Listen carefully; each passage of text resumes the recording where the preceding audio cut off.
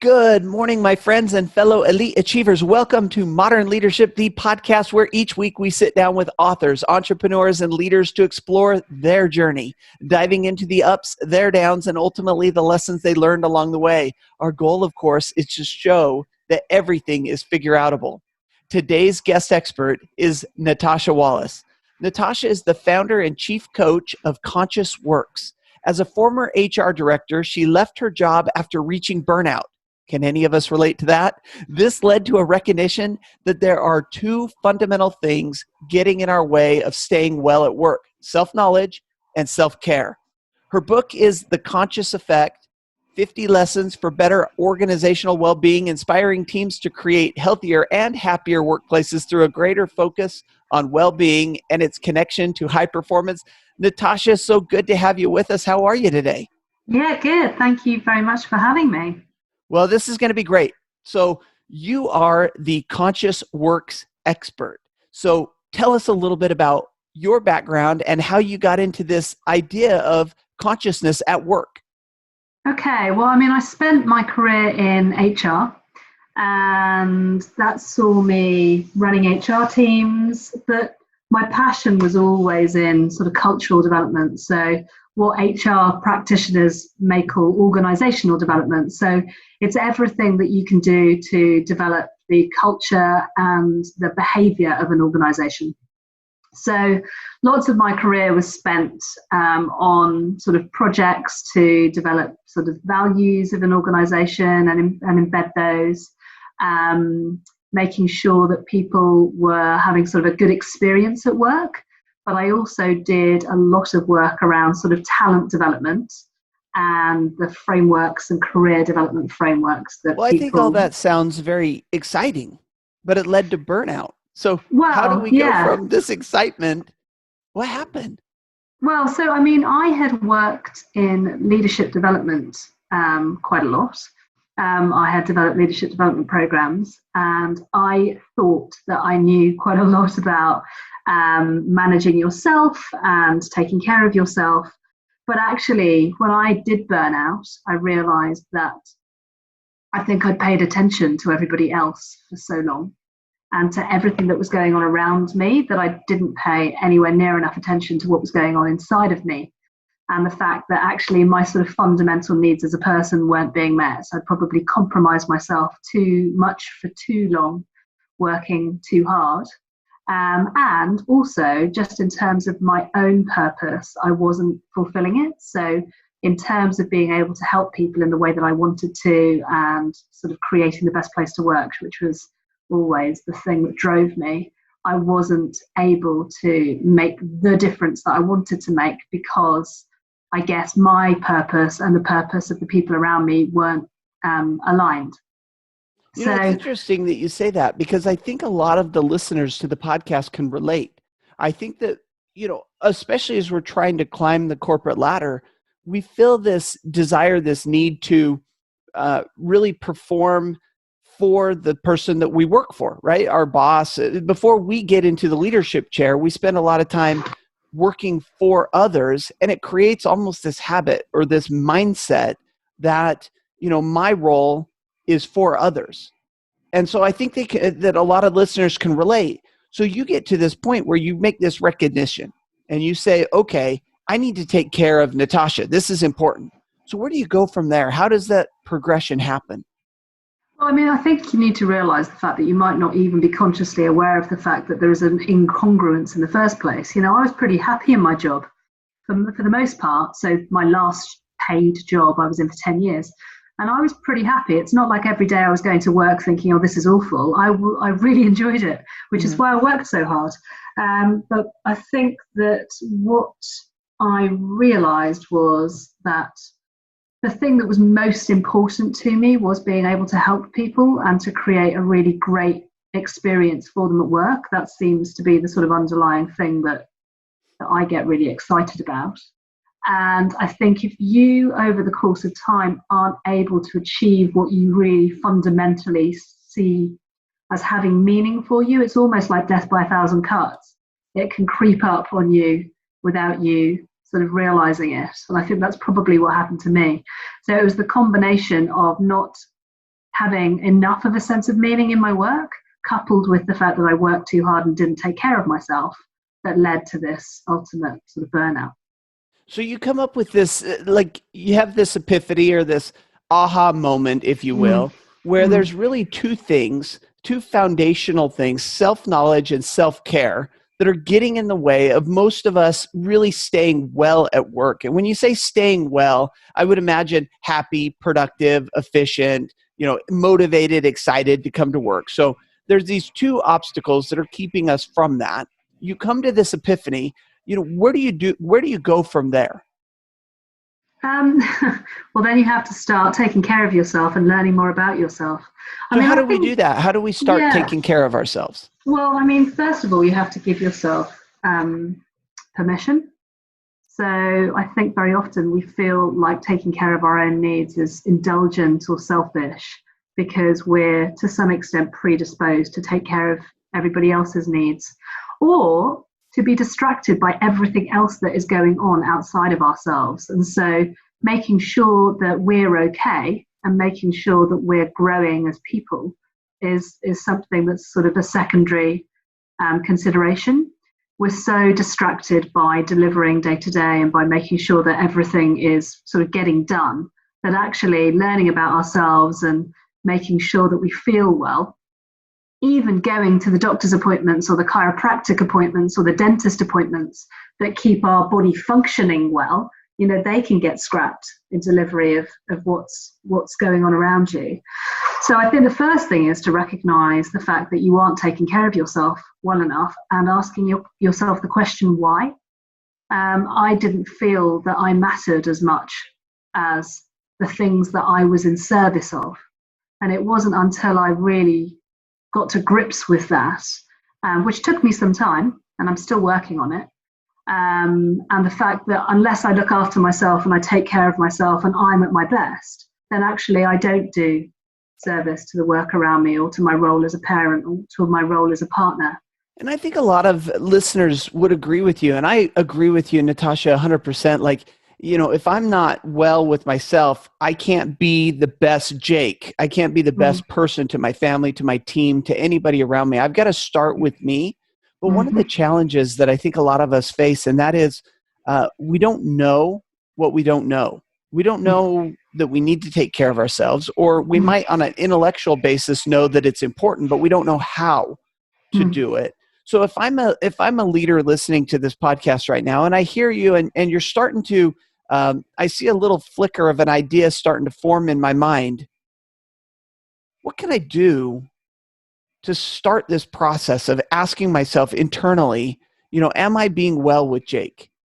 I guess the first question is, what do you do to take care of yourself? So we walk through like my life. We'll use me as the guinea pig on this podcast. So what do I do to take care of my life? Well, in my mind, I have a whole lot of things that I like to do, right? I want to eat right. I want to exercise. I want to get lots of sleep. And I want to study motivational books. And let's just start with these kind of 4 examples. So we've got eat, sleep, exercise, and intellectually develop. I start out the day great eating, and then by the end of the day, it's a handful of jelly beans. I have this great intention to go to the gym, and then my headphones are dead, or I can't find my shoelaces, or whatever. Sleeping, I have this great plan to sleep, and then it hits midnight, and you get the point. Is internally, intellectually, I understand that I need to take care of myself. And I think I understand what I need to do to take care of myself. But there's a disconnect between knowing and doing, I think. Yeah. So you hear a lot of people talking about habit change these days. There's an endless supply of books on changing habits. And I think there's something in that. Sometimes you just have to decide to do something differently and to have the discipline to do it. The discipline is a fundamental aspect of changing. However, that's not how I started. I am better at that now, about making a decision to do something differently, like learning to do yoga or to meditate or to eat differently. I've made all of those changes in my life, but I wouldn't have made them at the start of that journey. at the start of the journey, I had to figure out, it's almost like Alcoholics Anonymous. You have to put your hands up and say you've got a problem in the first place. Now, you've just named 4 things there that you wish you could do. It's like the self you wish you were, but you're not doing any of the things to get towards that self, or you're not doing enough to get towards that self. So the first thing is to go, yeah, hands up, I am not taking care of myself well enough. You need to believe that that's actually happening. So there's the conscious recognition that that is happening. And then secondly, ask yourself the question, why? Why am I not taking care of myself? Why do I not matter as much as other people? Do I matter? Do I need to matter? Like, does my long-term health matter? Do I want to be happy long-term? Do I want to, lead a long, fulfilling, happy life? I mean, I don't think anybody would say no to that question. I think you're right that we wouldn't say no if you asked that question specifically. If you say, hey, Jake, do you want to lead a long, happy, healthy life? I think the answer to that is always going to be yes. I think what happens, though, is we have these competing goals, these competing objectives, where I say something like, and I was being a little bit joking of what's impacting my ability to stick to my personal well-being. More likely, it's, hey, I got to get up and go to work an hour early today because I got an extra hour of work as opposed to going to the gym, that kind of stuff. And I think it's because we place higher priorities sometimes on our external relationships, the way that we interact with other people, as opposed to our internal, the way that Jake reacts with Jake. What do you think about that? Yeah, I mean, I think you're absolutely right. And I think a lot of people don't want to get involved with that stuff because it's hard. When you have to challenge yourself to do something differently, or when you have to challenge yourself to be a better version of yourself, it means owning up to some stuff. It means getting real with yourself. Asking the hard questions. Yeah, and sometimes it's easy to just go, no, I'm fine, actually. I'm fine. And moving on with your life. So some of this is about actually just getting real with yourself and sort of honestly critiquing where you are at. And I mean, that is so critical for leaders to be able to do anyway. Because if you as a leader aren't able to critically assess your own being and your own behavior and the way that you're showing up and the potential impact that you're having on people, you shouldn't be a leader. Shouldn't be a leader, because actually, it's so important for you to have some humility, to understand that you're a work in progress, to understand that, having this growth mindset that Carol Dweck coined the term for, which is, I am growing, I am developing, I am not the finished masterpiece, I am on my way, I'm not yet there. I love that saying that she uses, I'm not yet there. So if you believe that you're not yet there, and you believe that you can be a better version of yourself, and also there's something about role modeling here, both as a leader and as a parent. I as a person would want my children to see that I knew I wasn't the finished article, that I had some flaws, that I had some things that needed to be improved upon. So I think if you give yourself that, you're honest with yourself about that, then it means that there is room for improvement. And you don't have to do everything at the same time. And you certainly shouldn't. Choose the one thing that you're going to focus on doing differently and give it a go. And if that doesn't work, try it again or try something else because you will hit on some things that just work better for you uniquely. But this is all about self-improvement. And, I really, really was struck when I went through my epiphany by the thought that we have one life, that this is our one chance, and then it's gone. Everything is temporary. You're temporarily the parent to your children. You're temporarily the partner of your partner. You're temporarily in the position you're in at the moment. Why would we not seek to do that in the best possible way that we could? That's a pausing kind of question, right? I mean, it's an opportunity for us to really reflect on, why wouldn't we? And you said something a little bit earlier that I want to come back to because I think it relates exactly what the question you just asked. And that is, you said, I want my kids to recognize that I have some weaknesses, that I'm not perfect, that I'm on the path, that I'm not there yet. I love Carol Dweck. I love what she talks about. And I love also this idea that yet has this hope. But take me back to this idea that I want my kids to recognize, and maybe it's not just kids. Maybe we have some people listening that don't have kids, but it's important that their team recognizes that as the leader, they don't know everything. They're not perfect. Talk to us a little bit about that honesty, that humility that comes with not being perfect. Yeah. So, I mean, you hear about it in lots of different, in leadership talks and books and all over the place about the need for authenticity and vulnerability and sharing who you really are, because actually that's the way that you connect with people. We connect with people on an emotional level. We don't connect with people on an intellectual level. We might admire them from an intellectual perspective. We might learn from them from an intellectual perspective. But that real visceral connection we feel with people is emotional. Now, unless you show some emotion, how can people connect with you? And as a leader, it's so crucial for you to motivate people, lead the hearts and minds of people. So unless you show some level of vulnerability, you're not going to connect with them emotionally.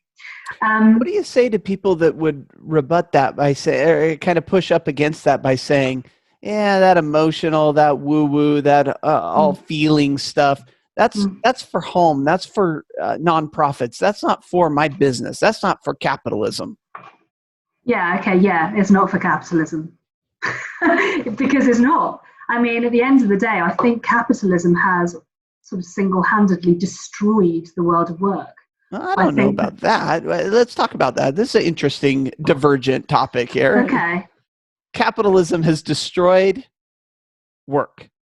Yeah, because I think by the very nature of capitalism, it strips out. This isn't conscious capitalism we're talking about. This is purist capitalism, where we are driving for results, where we're driving for profit, where it's competitive. It's a competitive world. And I think that in a very purist capitalist sense, you do strip out the emotion to get stuff done, to get things delivered, to get people where they need to be, when they need to be, to hit the targets, to hit the KPIs. I don't see anything wrong with all of those things. But I do see something wrong with those things if you remove emotion, being human responses, allowing people to be themselves, including everybody in the conversation, making people feel like they're valued. If you just are in pursuit of delivering the targets and the goals, then you lose the sense of humanity and the beating heart of your business, at the end of the day. And why is that important? So I agree with you. And this is an interesting kind of tangent that we've taken a little bit here. And I think our definitions of capitalism, I think that capitalism itself has an element of conscious capitalism in it, just the way I define it. Okay. So taking aside from our differing definitions of capitalism, I agree with what you're saying. But tell us, why is that important? Why should we have this human element? Especially, look, we're 2020. Computers are developing. I was watching The Matrix. You remember The Matrix? I was watching it just last night with my daughter. We were having this conversation about, why the computers want to take over the world. And anyway, we don't need to go down the Matrix route, but it is interesting to me to ask this question from a kind of a philosophical, emotional standpoint. Why is it important that we don't act like automatons, that we don't strive just for results without humanity or results without emotion and connection and relationship? Yeah, I mean, God, I've got so many reasons in my head. I'll start with collectivism. So the best results come out of diverse teams who can work together to achieve high performance, so that we know that from all the research that's been done, that high performance stems from collectivism, commitment to each other, efficacy, team efficacy, self-efficacy, shared leadership, the ability to be emotional and share stories. Those emotional aspects, that emotional connection is the thing that makes the difference between delivering good results and delivering great results. Now, there's a caveat to that. I think you can deliver great results in the short term taking out emotion, but I don't think you can deliver great results in a sustainable, long-term way if you take out the emotion. So unless you allow, at the end of the day, we're people. We're full of intellect and emotion. We're made of both of those things. If you expect people to turn up to work and remove their emotional side, yet still expect sustainable performance from them, then you're on a hiding to nothing. It's not going to work. And, all of the talk about engaging people and getting them to go above and beyond and, give extra discretionary effort, that comes because their heart's involved in the situation. They love their work, or they're really enthusiastic about their work, or they're enthusiastic about their team. That's emotion. It's all emotion. So I don't think you can separate the two things. And so when you speak to leaders about showing vulnerability, where that goes wrong is where a leader gives too much. Yeah, overshares. You don't want your leader walking into the office every day crying their eyes out, saying, I can't do this, guys. This is a nightmare. You need strong, courageous leaders who are able to give very clear direction and take people on a journey and set clear vision and direction and help people to prioritize and help people to focus on what matters most. All of that stuff is really, really important. And you need a leader who is willing to turn around and say, you know what, I don't actually know the answers to this, or I'm quite nervous about that talk I've got to do later, or this COVID situation, I'm all over the place. One day I'm amazing, the next day I'm really worried. Do you feel like that? That's showing vulnerability as a leader. It's not saying I can't do my job, or I don't know what I'm doing, or I don't know where I'm heading, or I don't know how to support you. It's literally just being human. That's all it is. And we have to have different levels of vulnerability at different levels of the organization. So the CEO, when he sits with his cabinet or her cabinet, they can have a certain level of vulnerability that they may not have with the boots on the ground people. And especially as the company gets bigger, a leader can be open and say, look, I don't know the answer, or yeah, I'm going through some challenges right now with the cabinet. But as we get down to the boots on the ground people, we want to be careful that we're still motivating, that we're still positive about the outcome, because we don't need to add to the concerns that they already have in that regard.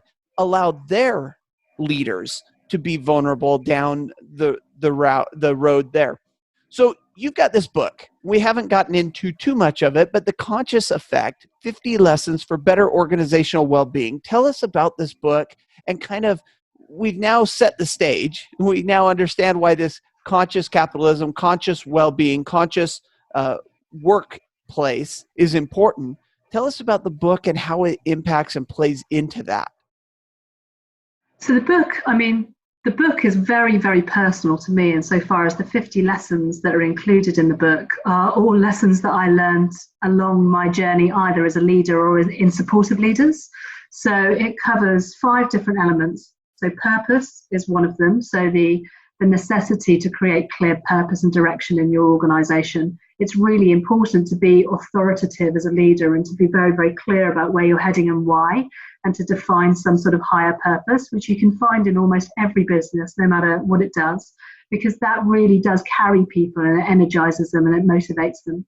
And then you can align people's objectives and the work that they do and the roles that they play to that overall purpose. It's also about togetherness and that collectivism, that working in partnership with your people to enable them to be at their best, giving them some form of autonomy, creating the space for people to be honest and to speak up.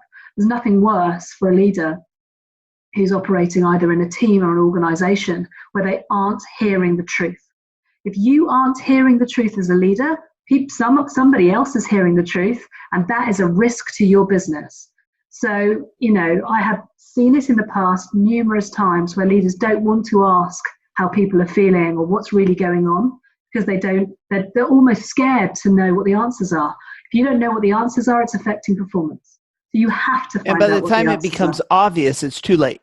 By the time that it's when you as the leader can see the challenges, and the people don't need to come to you and say, hey, this is what's going on, this is how I'm feeling, this is the problems that we're having. But now you as the leader, you can look out and you can go, oh, I see the problems that are happening. Oh, it's already too late. I mean, that train is on that track. It's already moving. Yeah. And you kind of miss that opportunity to stop it.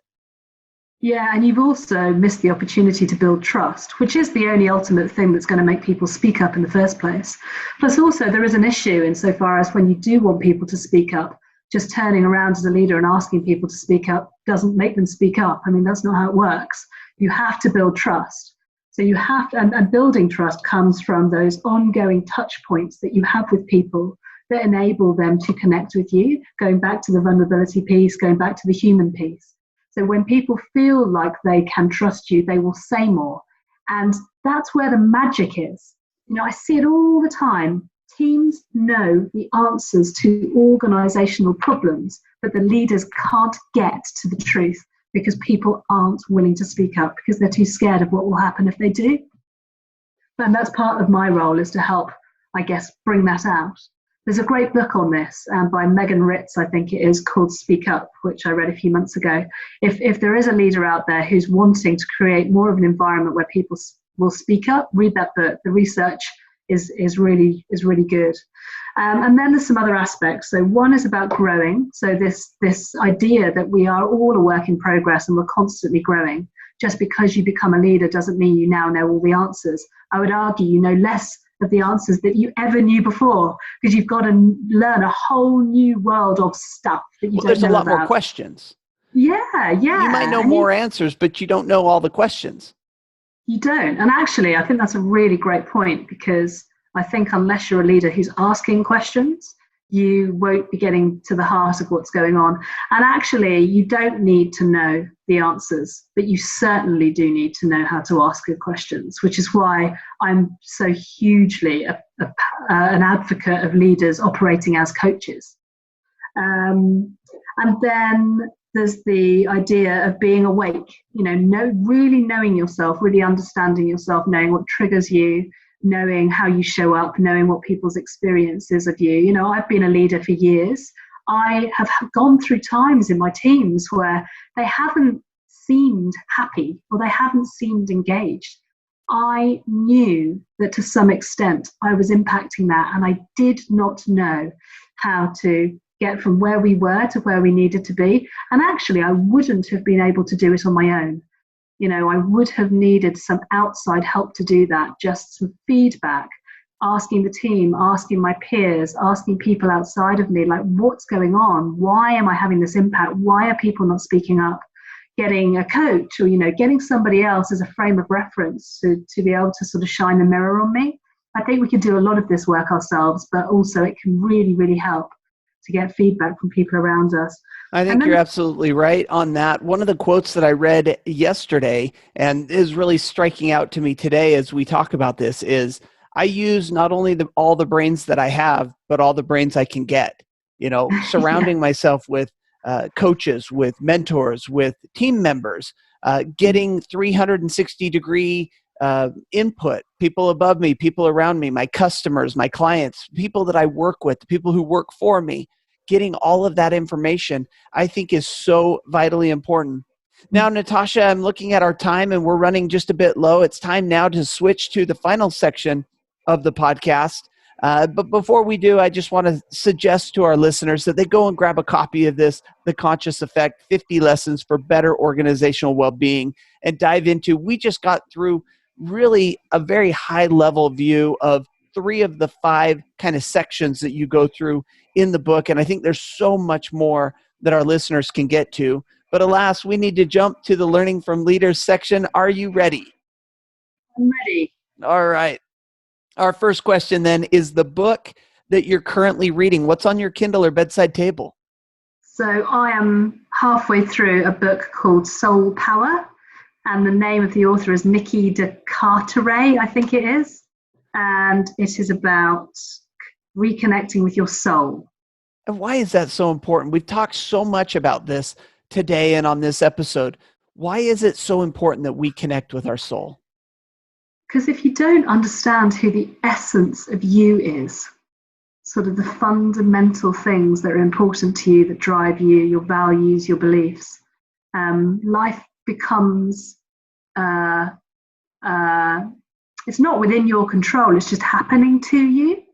And I fundamentally think by reconnecting with your soul or your essence or your purpose or whatever you want to describe it as, I think there's a real power to doing that. It's made me feel much more at peace with who I am, knowing who I really am.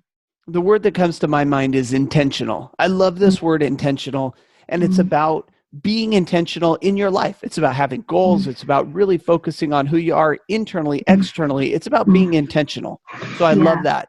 Our next question is your leadership superpower. It's now listening. I mean, I'm a good listener. I'm a coach, so I sort of have to listen, but I wouldn't have said that was my superpower before. I've had to learn to listen. And it's so good to be able to do it, because you hear so much more of what is going on around you when you're not the one that's talking all the time. And what I hear you saying is your superpower can be developed.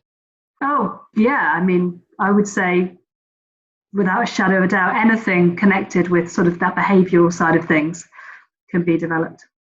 Share with us a motivational quote, philosophy, or mantra that you live by.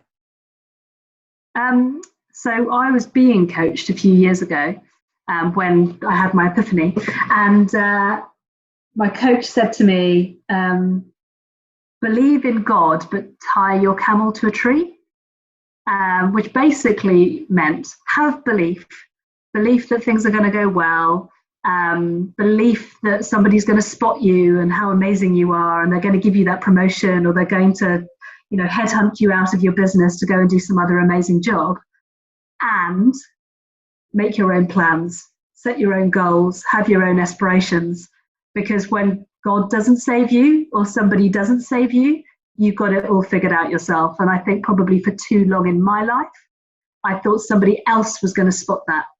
But actually, you make your own fortune, I guess. Yeah, an opportunity. I love it. I think that is one of the best life philosophies. Thank you for sharing that with us. Our final question is the book that you most often gift or recommend to friends, family, and colleagues. I mean, at the moment, it's The Fearless Organization by Amy Edmondson, which came out last year, which is about how to create a psychologically safe working environment where people can speak up. That's just become such a fundamental part of my work, creating cultures where people can speak up and where they feel safe and where they feel included. Because unless you do create that space, you're never, ever going to create a healthy working culture, and you're never going to optimize performance.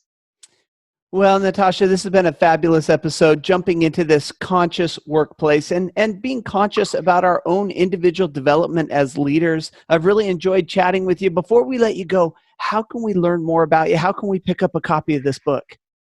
So if you Google The Conscious Effect, 50 Lessons for Better Organizational Wellbeing, you can find my book on many online bookstores, in bookstores, but I doubt there's many people going into bookstores right now because they're all shut.